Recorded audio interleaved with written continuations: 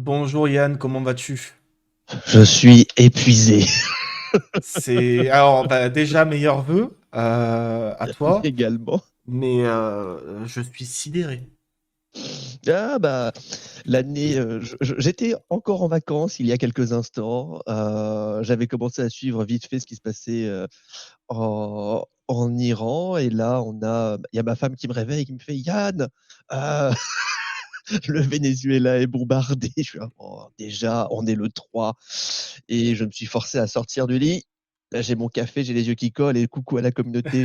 Et, et donc, désolé, je ne suis pas le plus réveillé. J'ai essayé de scroller au plus vite le maximum d'informations pour voir un petit peu ce qui se passe. Mais comme vous le voyez, cette année 2026 va être un sacré millésime Ah ça sur c'est le plan clair. géopolitique. Donc je te représente, pour ceux qui ne te connaissent pas, t'es Yann, donc carte du monde, streamer géopolitique. Je t'ai fait un petit chaton, n'hésitez pas à aller le follow. Il fait des lives de vulgarisation de la géopolitique et des interviews de personnalités comme une présidente de la Géorgie ou des choses comme ça, des trucs très intéressants. Donc n'hésitez pas à aller lui donner de la force. Je crois que tu streams cet après-midi, peut-être. Non, non, non, Non, je vacances. le reprends mercredi. Je reprends mercredi. Déjà, c'est la souffrance. Je voulais mes 2 semaines de vacances. Je ne les ai pas complètement. Donc n'hésitez pas en tout cas à le follow sur Twitch ou sur ses différents réseaux. Carte du monde, si vous êtes un peu sur les réseaux, sur X ou Blue Sky, vous devez connaître. C'est pas n'importe qui quand même, hein. On a un gros bonnet là. Merci Mais, beaucoup, c'est gentil. ouais, bah, j'ai vu ça, je me suis dit, tiens, je vais l'appeler direct parce que là, je suis sidéré de ce qui est en train de se passer. Et de la façon dont ça se Alors, passe. Et de la en fait, vitesse.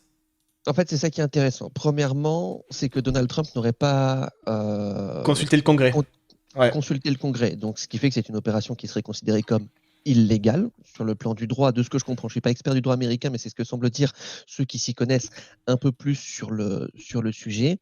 Deuxièmement, c'est là où c'est intéressant, c'est qu'en fait, euh, ça allait très très vite avec entre 4 et 7 explosions, 4 qui ont été géolocalisées et à peu près, et on considère à peu près 7 explosions, dont certains sur les domiciles de ministres De la défense, ouais. de la Défense, qui est en vie parce qu'il a fait une apparition où il a dit que le Venezuela ne se rendrait pas. D'accord. Ensuite, en même temps, on voit des vidéos de Apache. Les Apache, vous savez, c'est les hélicoptères de transport américains qui survolent Caracas. Donc, ce qui veut dire que il y a une opération avec au moins un commando sur place qui est déployé. Et quelques instants après, Donald Trump, et là on prend encore des guillemets parce il faut des visuels pour confirmer la chose, c'est pas improbable, que Nicolas Maduro, donc le président du Venezuela, qui est un dictateur, rappelons-le quand même, a été capturé, lui et sa femme. Mhm. Et, euh, et donc, ça veut dire que si tout cela est confirmé, je pense que c'est l'opération la plus rapide de décapitation d'un État, en Ah fait, parce oui. que en même pas une heure, frappe, ça bombarde des sites, Apache, commando, capture et exfiltration du président, c'est extrêmement rapide. Donc, au-delà des critiques qu'on peut mettre sur le côté moral, est-ce que c'est bien, est-ce que c'est pas bien, etc., ça reste une prouesse si tout est confirmé. Après, là, moi, c'est une des réflexions qu'on se faisait avec le chat. Pas de défense antiaérienne, pas de tir, pas d'effusion de sang. Est-ce que il y aurait pas aussi quelque chose en interne de l'État vénézuélien? Alors, il est possible qu'il y ait en interne enfin des personnes qui soient pour son renversement. Dans tous les cas, au niveau de la société civile, ça c'est un fait. Là, pardon, je vois Stéphane qui dit Apache et Chinook. Je suis Oui. pas très doué sur les, euh, sur les termes au niveau des différents hélicoptères, mais oui, c'est les Chinook pour le transport. Euh, il y a une résistance de la société civile. Il y a des gens qui sont très opposés à Nicolas Maduro. Et à la différence de certains pays, on a une opposition qui est structurée au Venezuela, qui est en exil Hmm. partiellement, mais il existe une opposition politique. Donc c'est là où ça peut changer la chose, c'est qu'il y a, entre guillemets, une solution pour l'après. Est-ce que ça sera bien, pas bien, ça c'est autre chose encore. Là, pour le coup, en plus, dès 8 heures du matin, on avait déjà Reuters qui balançait des infos comme quoi des troupes américaines auraient été aperçues au sol. Bah, du coup, bah, ça explique pourquoi. C'était pour Voilà. capturer le président et sa compagne, hein. Donc, ils sont exfiltrés depuis. Est-ce que Trump va faire son allocution avec un Maduros à côté de lui Non, mais on connaît le personnage. Est-ce qu'il serait capable de faire une intervention avec un Maduro à proximité de lui, point et main Alors, liée, honnêtement? alors avec Donald Trump, je n'écarte jamais toute hypothèse. Mais Après, il faudrait oui. voir le temps de transport, parce qu'il a dit que ça serait vers 11 heures horaire, mais je sais plus de quel fuseau horaire des US, parce qu'ils ont plusieurs fuseaux horaires. Donc ça, on, on va voir. On va Hmm. voir. Et d'un coup, qui dit exfiltrer, ça sous-entend qu'ils étaient consentants. Sinon, ça s'appelle un enlèvement. Oui, kidnapper serait plutôt le bon terme, mais c'est vrai que le terme exfiltré, ça a été celui qui a 11h été Mar-a-Lago, on me utilisé. dit. On me dit 11h Voilà. Mar-a-Lago, ouais. Donc 16-17h ici. Donc, donc voilà. Est-ce qu'on a eu des réactions? Enfin, je pense pas, c'est un peu trop tôt. On n'a pas eu de réaction de celui qui est supposé avoir gagné l'élection présidentielle vénézuélienne selon les Européens, notamment. Je crois qu'on a. Bah, je vais Dans ce radio. regarder. C'est Juan Guaido, mais Juan Guaido, après, il était un peu secondaire par rapport à la femme dont j'ai Qui a eu le mangé prix le Nobel de nom, la paix. qui a eu le prix Nobel. Je ne vois pas, je suis sur son compte. Est-ce qu'il a fait une déclaration? Non, c'est le silence pour l'instant. Ok, en tout cas, je peux te confirmer que du côté de la France, tu as de fortes condamnations de ce qui s'est passé, notamment de la part des élus de la France insoumise et des anciens Normal. des anciens LFI de l'après. Voilà, pour l'instant, Oui. c'est les seules réactions que je vois. Je vois pas encore trop de réactions des autres partis pour le moment. Et on apprend, selon CBS News, que les forces américaines qui ont capturé Maduro, c'est la Delta Force, c'est Oui. l'unité d'élite des forces spéciales américaines. Donc, C'est voilà. ça, oui, c'est ce que je lisais aussi. Je me rappelle plus si c'est la Delta qui avait fait L'Iran? Les frappes en Iran? non, pas Non. l'Iran, Ben Laden. C'était la Delta ou j'ai un doute. Là, je suis navré, hein, je suis encore avec les yeux qui collent et le T'inquiète, il n'y café a pas de souci. Déjà, qui. merci beaucoup Voilà. à toi de passer. C'est honnêtement, j'imagine qu'en plus t'es censé faire du live tweet, donc honnêtement, Ça va être un enfer. Là, non, c'était les Navy SEAL, voilà, dit les Clantiers. ouais. SEAL Team pour Ben Laden et Delta pour Maduro. Mais après, ça reste, techniquement, ça c'est une forme de, comme c'est écrit dans le chat, hein, ça reste une forme de coup d'État ou en tout cas d'agression qui est complètement illégale, que ce soit au niveau du droit international ou du droit américain, vu que personne n'a été prévenu au niveau de l'administration Hmm. américaine. Alors, je vois un député RN qui se réjouit sans vraiment le dire de ce qui se passe. Venezuela, Iran, sale temps pour les ennemis de la liberté. Député RN Frédéric Falcon dans l'Aude. Voilà, parce que je regarde un peu sur ma liste des députés s'il y a des réactions, mais vraiment, j'ai très peu de réactions qui ne reviennent pas, en tout cas, des partis d'LFI ou de l'après. Vraiment, ça réagit très peu pour le moment, voire pas du tout.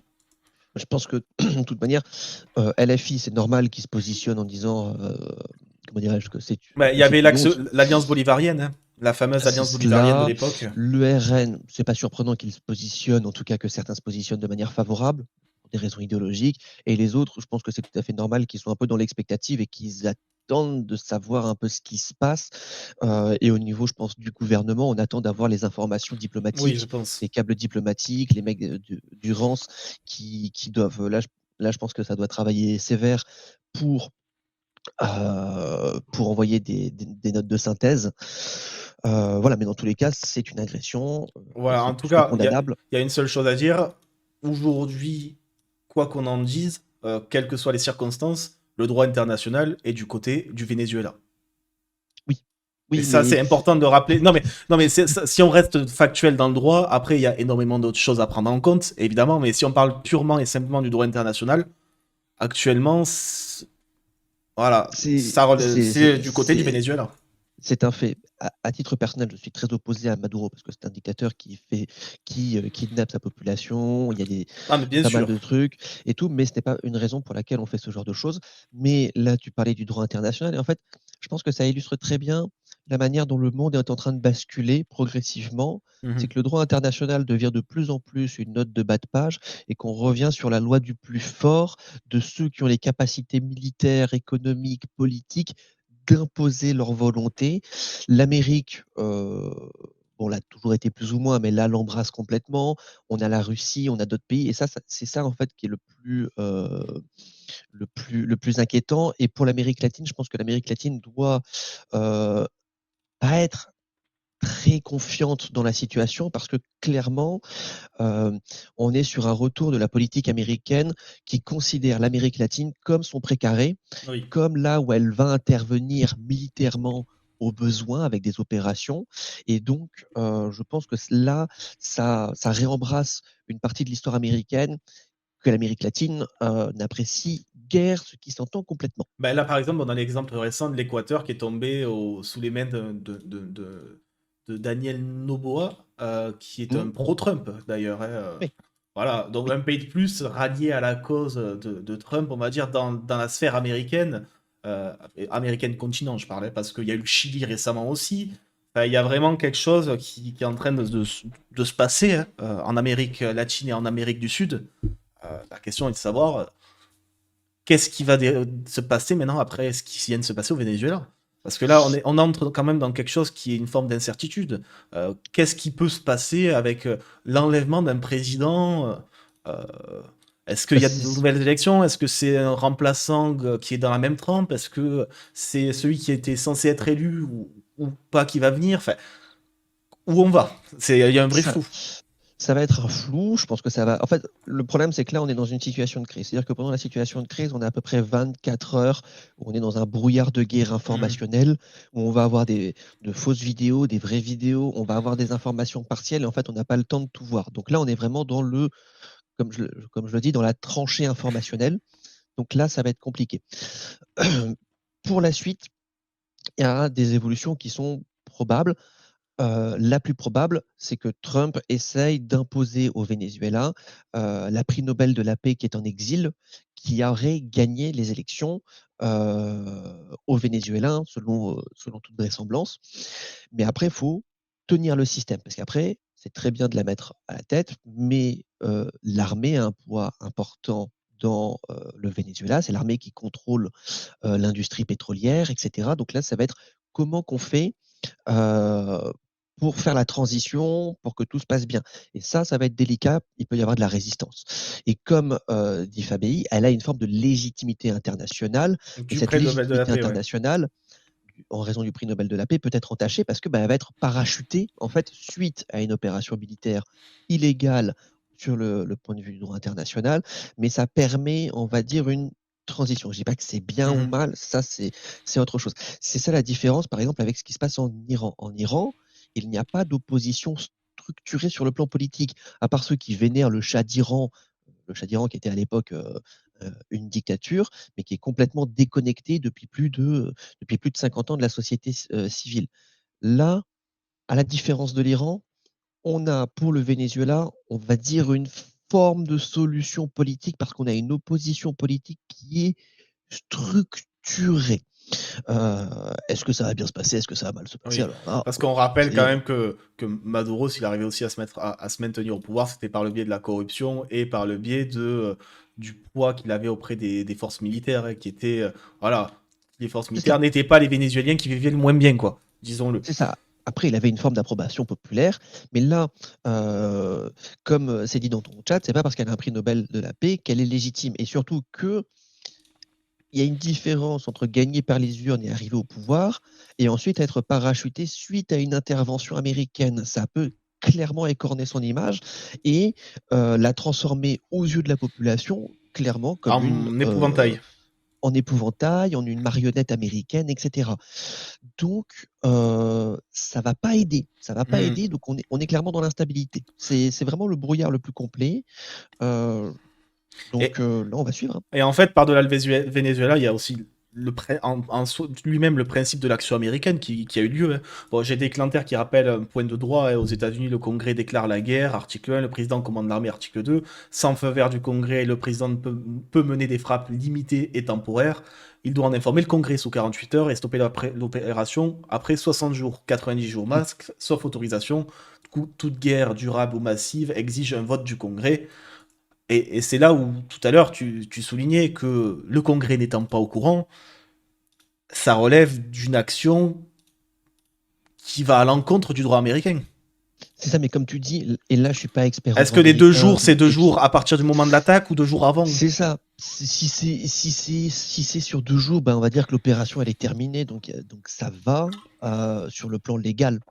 Après, il y avait Tinkouf qui remettait une pièce par rapport à la prix Nobel qui dit surtout il y a un côté traître à la nation arrivé au pouvoir via Oui. les bombes d'un autre pays. Et c'est ça en fait. Je pense que ça va pas faciliter. Je pense qu'on va. Ça va être compliqué. Ça va être Et je très, pense que très ça, cette compliqué. question, elle se posait aussi pour l'Iran, et c'est peut-être une bonne chose que, dans ce sens, les USA n'aient pas bombardé Khamenei quand ils en avaient l'occasion il y a quelques mois. Parce que peut-être que du coup, ça va permettre au mouvement qui est en train d'émerger d'avoir une figure émergente légitime, parce que bah, c'est pas du fait direct du bombardement américain. Je pense peut-être qu'il y a un peu de ça aussi. C'est pas impossible.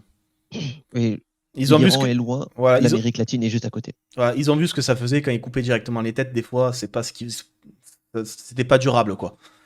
C'est Oui, mais c'est surtout que l'Amérique latine, c'est très près, donc ils Oui. peuvent déployer très rapidement à la fois des forces, comme on l'a vu de la Delta Force, des navires de guerre, des avions de combat, etc. Donc ils peuvent Mm. vraiment faire une opération lourde Et, sur la chose. et maintenant, j'ai une question à te poser. Qu'est-ce que ça te fait de te dire qu'en 2026, début d'année 2026, on a l'impression de retourner à une époque où aujourd'hui, on est à nouveau sous la Société des Nations au niveau de l'efficacité de l'ONU? Non, mais parce que, disons les choses clairement, l'ONU aujourd'hui ne fera rien. L'ONU ne peut Oui, rien faire contre un pays qui a un droit de veto permanent, comme les États-Unis.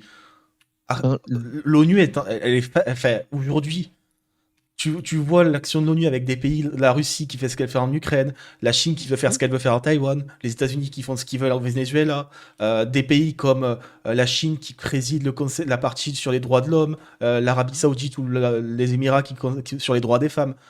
Aujourd'hui, l'ONU, enfin, l'ONU, est-ce qu'elle est pas morte un peu avec ce que viennent faire les États-Unis aujourd'hui, quoi? C'est alors pas elle était est-ce que c'est déjà pas le clou sur le cercueil là aujourd'hui? l'ONU en fait n'a pas de moyens particuliers parce que ça dépend de la volonté des États. Et en fait, si les États veulent plus jouer les règles communes, Ah oui. ben, ça marche plus. Mais je suis pas surpris, en fait. Je suis, je suis pas surpris. C'est très dangereux, c'est dommage. Je me disais bien que l'année 2026 allait être pire que la 2025 au Ouais. niveau international, mais je m'étais là, s'il vous plaît, laissez un petit peu les gens souffler après le premier, etc. Euh, Ah ouais, le 3, t'as et eu 2 jours. voilà, j'ai eu 2 jours après le Nouvel An, c'est génial. Euh, Heureusement, j'avais pris un petit peu avant, mais comment dirais-je, je suis pas surpris. Et ça confirme le fait qu'on arrive sur un retour du rapport de force, un retour de l'instabilité géopolitique qui est complètement assumée. Et, et au niveau de l'ONU, personne ne va rien dire aux Ben Américains. non. Les Européens, on va surtout rien dire parce qu'on va pas se mettre des droits de douane en plus sur le visage. Donc, Enfin, ça pose quand même aussi une question qui est celle de l'OTAN. Non, non, mais, non, mais tu sais, je rajoute une pièce terrible dans la machine quand même, parce qu'on rappelle que si un jour les États-Unis sont attaqués, c'est un pays membre de l'OTAN, si c'est pas eux qui déclenchent la guerre, on doit aller leur venir en aide. oui. Voilà. C'est-à-dire que si demain la Colombie, ou non, la Bolivie, je sais plus, c'est la Bolivie, la C'est plutôt la Colombie. Colombie là qu'ils Ah, insultaient pas mal. oh, si Euh, imaginons un de ces pays se dit tiens, on va aller balancer une petite bombe sur les États-Unis pour défendre nos amis vénézuéliens, ça ne va pas arriver évidemment. oui, Mais techniquement, on est censé aller donner, on est censé venir en aide aux Américains. oui, théoriquement, mais je pense que Voilà. la Colombie ne fera pas ça. Est-ce que aujourd'hui, la question plus large, c'est est-ce qu'aujourd'hui, il y a encore, au vu de comment on considère le fait d'intervenir ou pas dans des pays étrangers, une logique à rester avec les Américains dans une alliance de défense militaire? Ben, C'est un vrai sujet. de manière pragmatique, de manière très pragmatique, il faut considérer, je pense, en tant qu'Européen, en tant que Français, que l'OTAN va très mal et qu'il faut préparer l'après. Mais actuellement, n'avons pas les capacités, nous n'avons pas les capacités De faire de, sans. de faire sans, en fait. Mais après, et ça pose des questions de société, c'est si on veut avoir les moyens de se détacher de l'Amérique au niveau sécuritaire, ça veut dire augmenter les dépenses dans l'armée. Et donc là, l'argent étant pas infini, là c'est le bulletin de vote. Est-ce qu'on veut plus d'argent dans les hôpitaux? Est-ce qu'on veut plus d'argent dans les écoles? Est-ce qu'on veut plus d'argent dans l'armée? Etc. Je ne suis pas sûr, hein, en l'état actuel des choses, que les gens soient prêts à faire des, des, des sacrifices. Ça ne sera pas le cas de tous les pays. Les Polonais ont fait des choix très clairs, les Allemands sont en train de faire des choix très clairs, les pays baltes sont en train de faire des choix très clairs au niveau sécuritaire. Mais je pense que l'OTAN bat de l'aile, que pour nous, Européens et Français, pour l'instant, on ne peut pas s'en décrocher, mais on n'a pas mais il faut mettre les moyens pour s'en décrocher, mais ça veut dire des sacrifices. Alors j'ai une question de déclenter. Le Venezuela étant membre signataire de la Convention de Rome sur la CPI, est-ce que Trump et Vance et le secrétaire de l'État à la guerre peuvent être jugés par la CPI? Ben, l'Amérique ne reconnaît pas la Cour Oui, pénale internationale, donc de fait, non, et ils n'ont pas mis sous sanction internationale des juges de la Cour pénale internationale, j'ai un doute si. là-dessus. Interdiction Si, surtout voilà. interdiction de vol et de passage aux États-Unis. Comme Voilà. Breton. Donc voilà, on pourrait dire si l'Amérique c'était la Somalie, ben, qu'il soit membre ou non de la Cour pénale internationale, ça serait pas un problème. C'est l'Amérique, Mais donc après, bon, regarde, Israël n'est pas membre de cette mm, CPI. Pour oui. autant, tu as des pays qui, du coup, interdisent le survol. Certains pays. Est-ce que, potentiellement, ce genre de choses... Bon, j'ai du mal à imaginer le moindre pays dans le monde interdire de survol les États-Unis, mais c'est symbolique, on va dire. En fait, c'est symbolique, c'est ce que je disais. Si c'était la Somalie, oui, on pourrait. C'est l'Amérique, on va pas se mettre l'Amérique à dos, Euh, Je, surtout en ce moment, je vois quand bien mal même on n'est pas un pays d'accord comme... sur la chose. je vois mal un pays comme l'Espagne, le Portugal ou l'Irlande où se dire, tiens, allez, Trump passe par-dessus, il y a un mandat sur la CPI, on va l'arrêter avec nos avions. C'est ça. En fait, c'est le rapport de force, et dans le rapport de force, on ne pèse pas Hmm. par rapport aux Américains. Ouais. Donc, on peut dire, oulala, attention, mais on ne fera pas plus. Alors, Euh, information qui nous parvient du côté américain, du New York Times, il n'y aurait aucune victime américaine dans le cadre de cette opération. Euh, on n'a pas encore d'informations sur les victimes vénézuéliennes, parce que je rappelle, le ministre de la Défense a évoqué des frappes sur des zones résidentielles. c'est ça. Bah, s'il n'y a aucune perte du côté américain, C'est carton d'un point plein. de vue, d'un point de vue purement pragmatique, hein, sans jugement de valeur, etc., mais juste pragmatique sur la technique, bah, c'est impressionnant. C'est Hmm. impressionnant. Frappe, commando, exfiltration, enfin kidnapping, en quelques heures, décapitation d'un régime. Ce qui D'un point de serait, vue purement pragmatique, c'est monstrueux. ce qui serait encore plus impressionnant, c'est qu'il n'y a aucune victime civile. Alors là, en fait, qu'il y ait des victimes civiles ou non, je vais être horrible, à l'instant T n'est pas important, au sens où ce qui va être important, c'est la réaction du pouvoir, Oui, aussi. du reste. Et donc, est-ce que là, ça va partir en confrontation dans les rues entre les pro-juntes, les anti-juntes, enfin anti-régime. Le pouvoir, en tout cas ce qui reste du pouvoir, peut très bien se durcir pendant 24, 48 heures, une semaine, voire plus s'il arrive à survivre. Et un régime qui se durcit, c'est un régime qui utilise encore plus la violence. Est-ce que maintenant on a.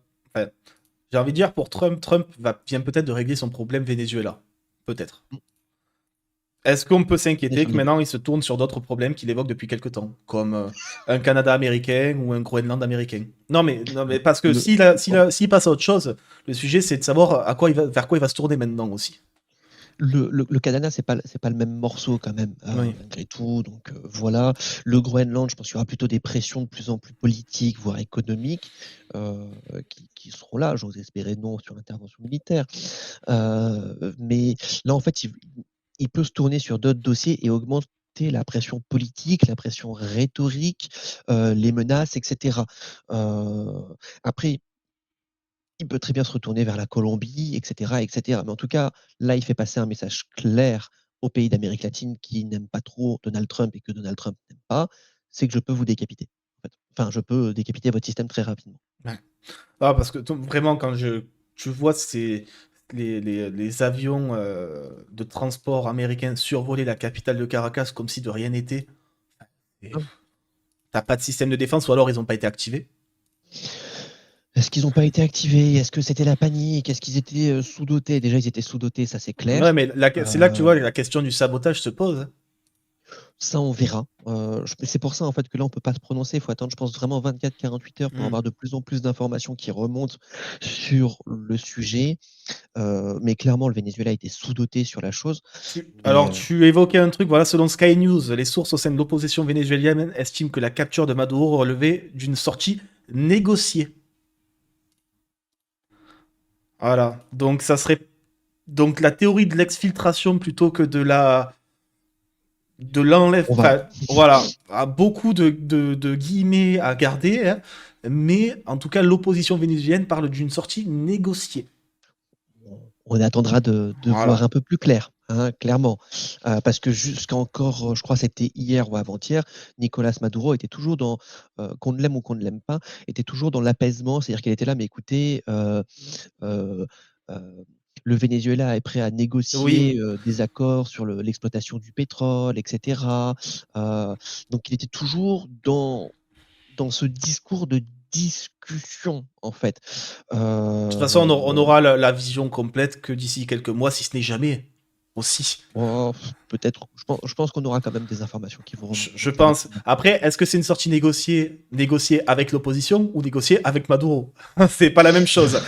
Ce n'est clairement Ouais, pas la même chose. Est-ce que c'est négocié avec l'opposition en me disant on vous dégage Maduro, vous prenez le pouvoir, ou est-ce que c'est négocié avec Maduro en mode je viens avec vous, mais après je suis ouais, tranquille?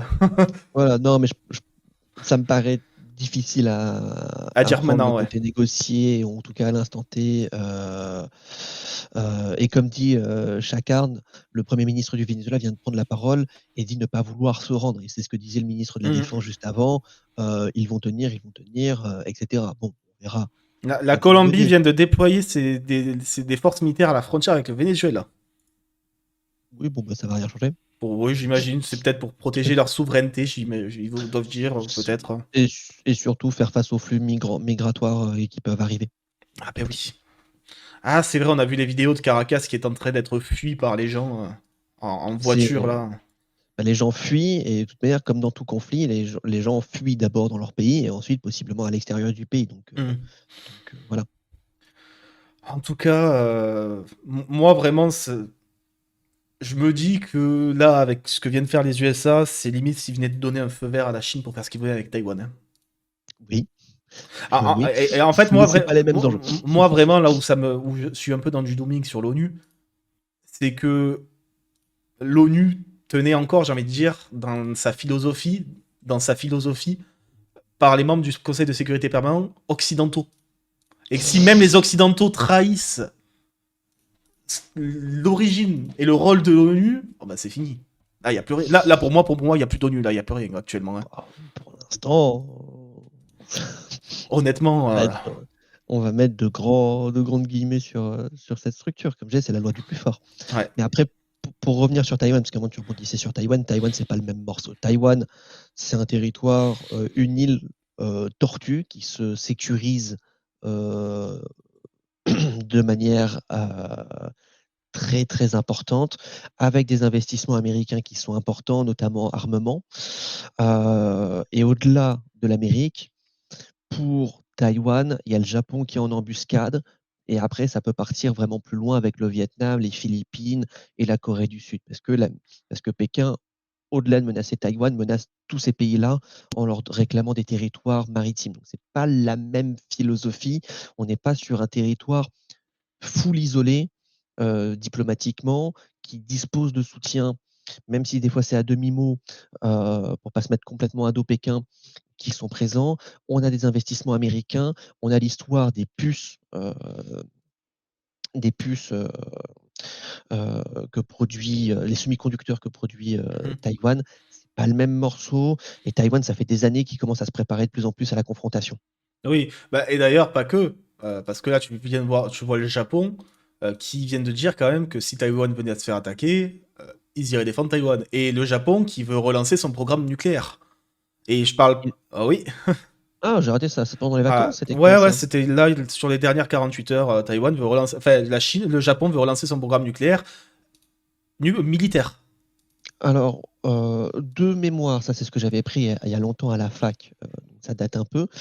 Le Japon était considéré comme un État quasi nucléaire, c'est-à-dire qu'en fait ils ont toutes les connaissances pour se doter de l'arme nucléaire et ils peuvent le faire très rapidement. Mais j'avais pas vu cette information. Ouais, ouais. En fait, c'est leur première ministre qui vient d'arriver, qui est très va-t-en-guerre, hein, un peu quand même dans les propos, elle est très guerrière. Et oui, elle a clairement dit que oui, aujourd'hui, le Japon réfléchit à réussir à redévelopper son militaire, enfin, son nucléaire militaire. Voilà. D'accord, bah, j'avais raté ça. C'est voilà, ça va. La région se porte bien. Mais j'ai envie de dire, en fait, et c'est là, C'est le monde. c'est le monde qui va mal, mais deux, en fait, le, la situation ukrainienne montre que si tu as l'arme nucléaire, on t'agresse pas, en fait. Ouais. C'est aussi simple que ça. Donc, d'un point de vue, quand bien même ça pourrait amener une prolifération nucléaire et tout le tintouin, les pays regardent ce qui se passe, ils regardent un Venezuela qui se fait décapiter, ils regardent une Ukraine qui se fait fracasser, ils regardent un Iran, qu'importe la position qu'on a sur l'Iran, sur lequel Israël peut intervenir avec ses avions qui survolaient Téhéran à un moment. Et là, les gens, après, certains se disent, bon, en fait, si je veux être full protégé, Ouais. je dois disposer de cette arme, en fait. Ce qui s'entend d'un point de vue pragmatique. Oui, oui, oui. Là, pour le coup, c'est un peu la logique qu'ont certains autres pays de se dire on veut l'arme nucléaire pour se protéger, hein. Ou du moins on veut un parapluie nucléaire. Les pays d'Europe de l'Est qui sont pas contre l'idée d'avoir le parapluie nucléaire français au sein de l'Union européenne, ça relève de cette logique de se dire si on a le nucléaire, on nous attaque pas. C'est ça. C'est, ça peut amener ce genre de risque de prolifération. Euh, Puis un jour, un des pays tombe sous un gouvernement qui veut buter tous ses voisins, et là, c'est finito. Non, mais ça, moi en fait, je comprends totalement cette idée de dire on a l'arme nucléaire, on nous attaque pas. Mais il suffit que demain, t'aies, un Hitler en ça, puissance qui réémerge dans un pays qui a cette arme nucléaire et qui se dise vas-y, on va épurer, quoi.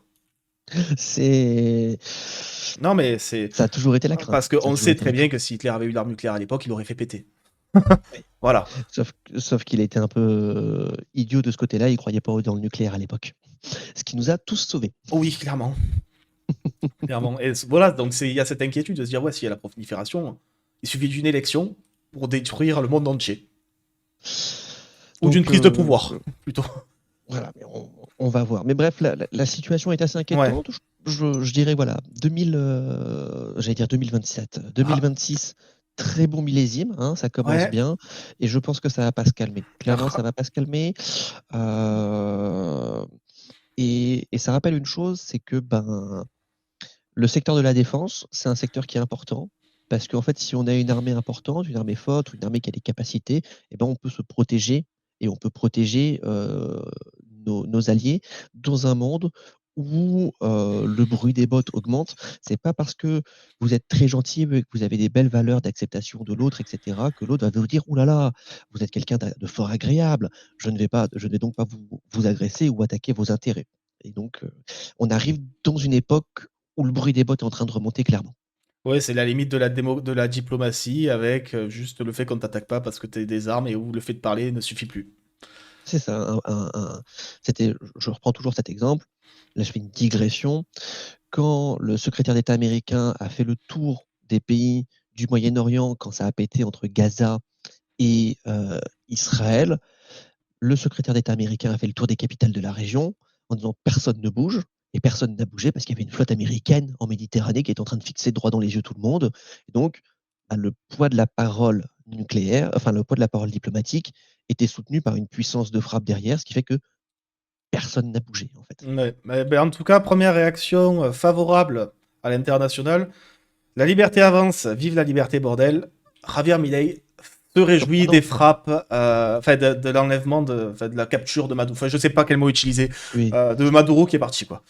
En fait, c'est Euh, très rigolo parce que quand tu as dit la phrase, que tu as fini la phrase, tu te savais que c'était rien lui. qu'avec voilà, La liberté, rien qu'à la bordel. syntaxe, voilà, rien qu'à la syntaxe, c'était sûr que c'était lui. Donc voilà. Et en tout cas, bienvenue dans la jungle, hein. Bienvenue en Oui, 2026 et joyeux Hunger Game. c'est voilà. Bonne année.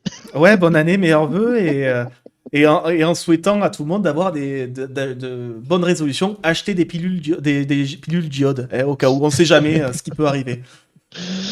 Non, mais voilà, c'est inquiétant, c'est inquiétant. Après, il faut.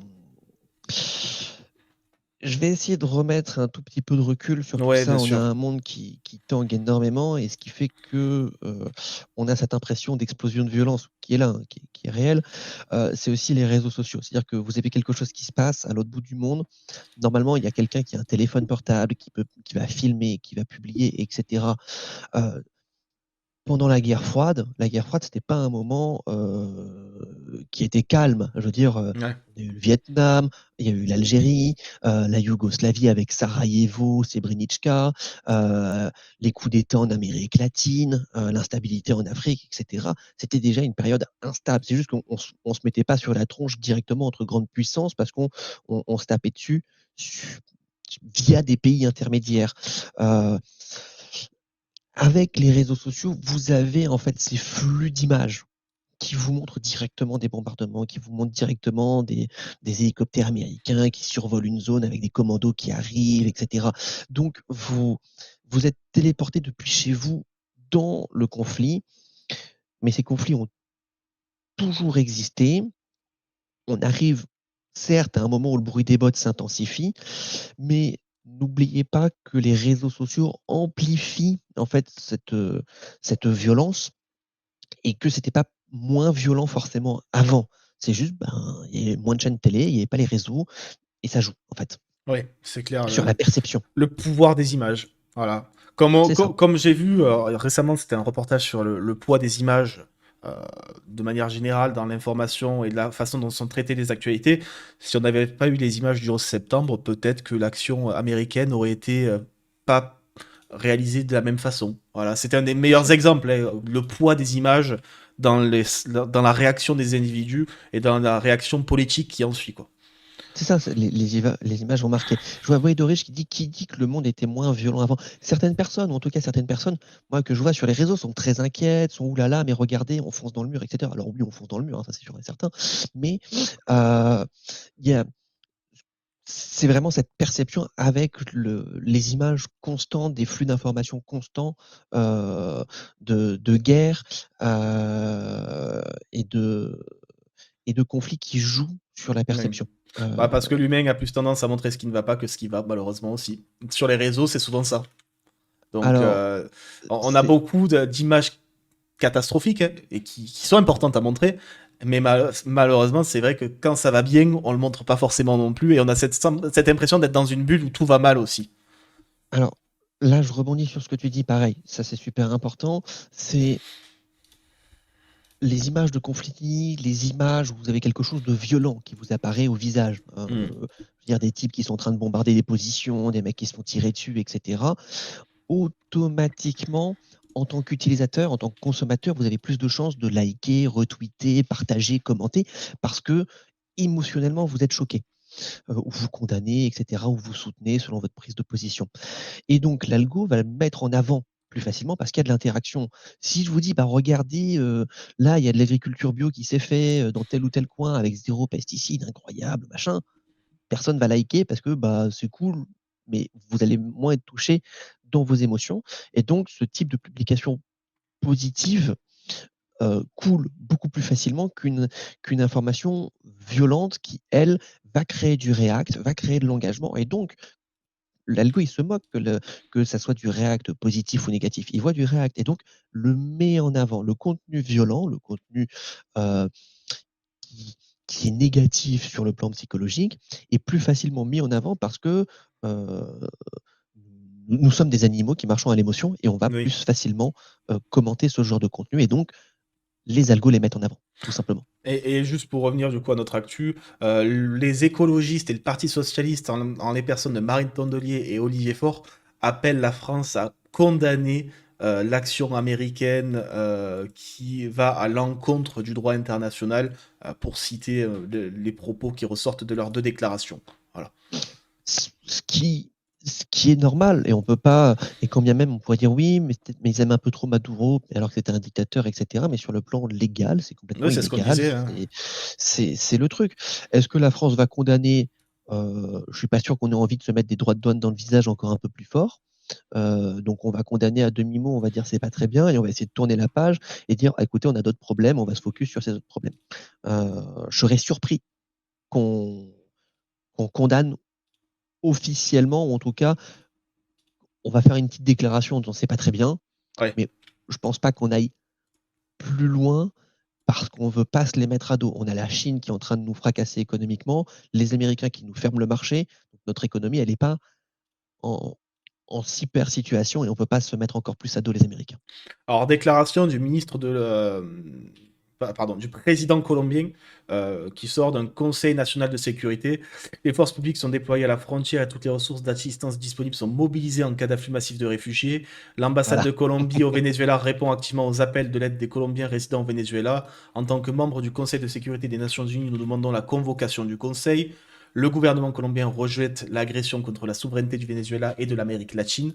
Les conflits internes entre peuples se règlent pacifiquement par les peuples eux-mêmes. C'est le principe d'autodétermination qui est le fondement du système des Nations Unies. Et enfin, j'invite le peuple vénézuélien à s'engager sur la voie du dialogue civil et de l'unité. Sans souveraineté, il n'y a pas de nation. La paix est le chemin à suivre et le dialogue entre les peuples est fondamental pour une unité nationale.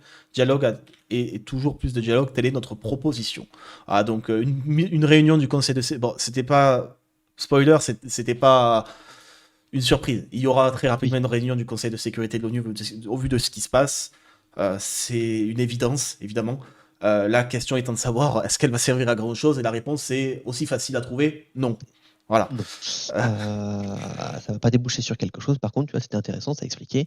Nos forces armées se mettent à la frontière avec l'équipement nécessaire en cas de flux migratoire. C'est ce que je disais Voilà. juste avant. C'est pas pour se préparer à intervenir ou protéger les frontières, etc. C'est en raison d'un risque de crise migratoire, comme tout conflit engendre.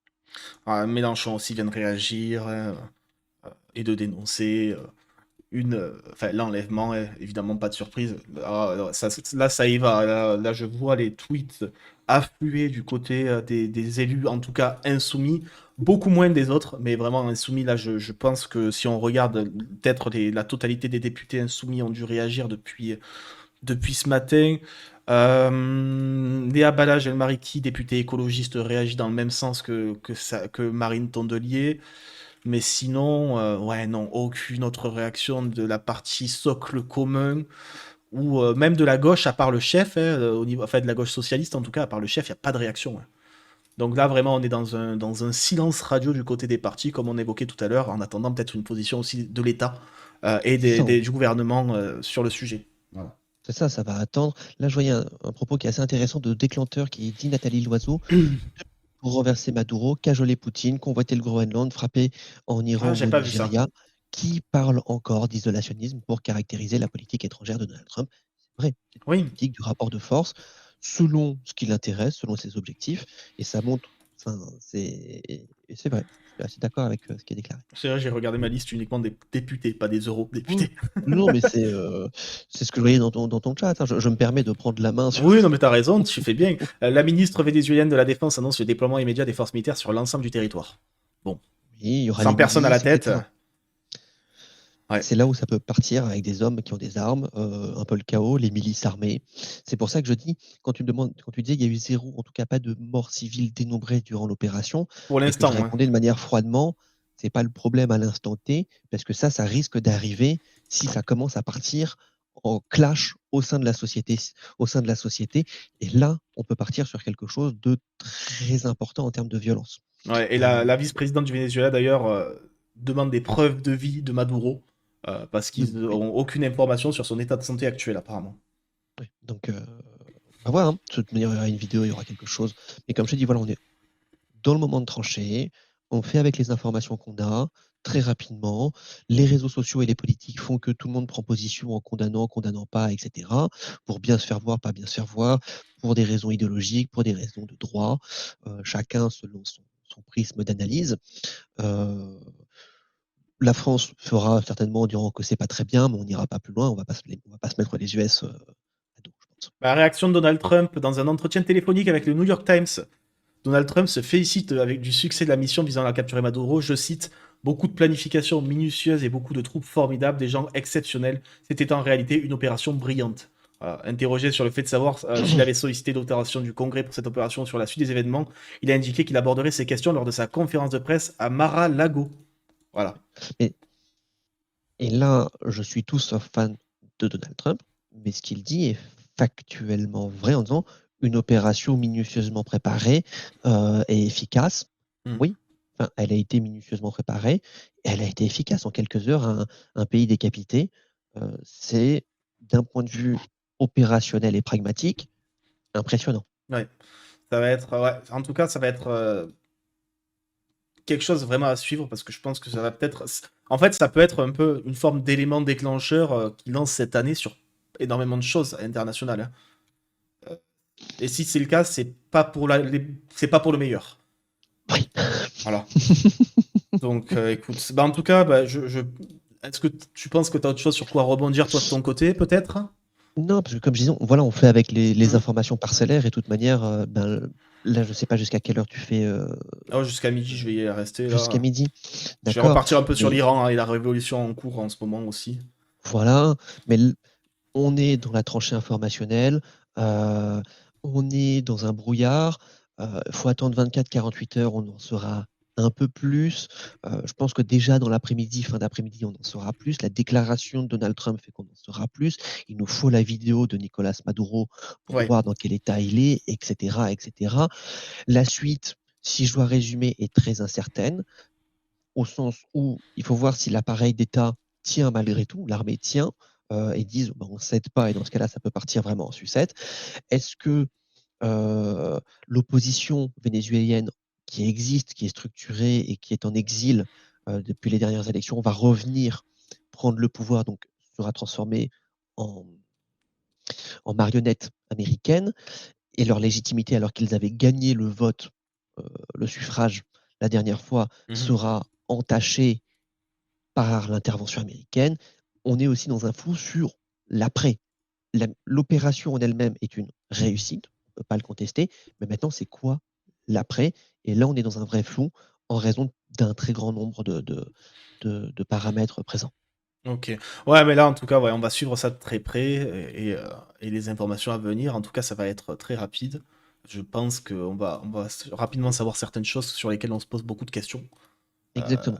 et, euh, Ça, ça et va avancer ça, ouais, en tout cas, progressivement. ça va être un événement fondateur de ce début d'année 2026 pour le meilleur comme pour le pire. Surtout pour le pire, je pense. Voilà. Bon, en tout cas, ouais, Merci. merci infiniment à toi, Yann, pour ta venue. Pas du tout prévue. Merci pour ta disponibilité. Est-ce que tu peux rappeler un peu tes horaires de stream? Alors, je stream le mercredi à 20h30. On fait le débrief Actu Géopo. Donc là, il y aura clairement de l'Iran, il y aura clairement du Venezuela, il y aura clairement du Nigeria aussi. Il y aura pas mal de trucs qu'on va aborder. Il y a le stream du vendredi soir qui est à 20h, 20h30 où là, on est plutôt sur des formats interview. Là, à voir, j'attends des retours parce que j'ai peut-être un déplacement impromptu qui fait que ce vendredi, je serai peut-être pas disponible. Mais normalement, c'est le vendredi soir où il y a des interviews, journalistes, Ouais. experts, des fois des députés européens qui sont sur la liste pour parler géopolitique. Hein, l'axe est toujours géopolitique. Et le samedi à 13h, on est sur le sujet de la communauté. Alors, pas que, mais en gros, je fais des sondages, je propose différents sujets. Selon le sujet qui a le plus de voix, on fait un gros focus sur cette thématique. Après, on enchaîne un petit peu sur d'autres sujets. Mais voilà un peu les trois formats. Voilà, Eh bien, en tout cas, je te remercie de ta venue, comme je disais, pas du tout prévu, et normal. ta disponibilité. Je te souhaite encore une merveilleuse année à toi, à Yann, et plein de bonnes choses. Voilà. Merci beaucoup. Je vais refaire Et couler du le repos. café. La journée va être longue. Euh, et merci encore pour ton invitation. Tu fais un travail formidable et je sais voilà le temps que tu passes qui est juste énorme. Donc vraiment gros GG à toi sur la qualité du taf. Et là, je vais me mettre un peu au boulot en avance. Et donc j'ai envie de vous dire bonne année. Bonne année. Ça commence bien. Le monde est en train de brûler, littéralement. Allez, à très vite, Yann. Passe une excellente journée et un bon week-end. Également, bonne journée. Bonne Merci journée, encore. merci.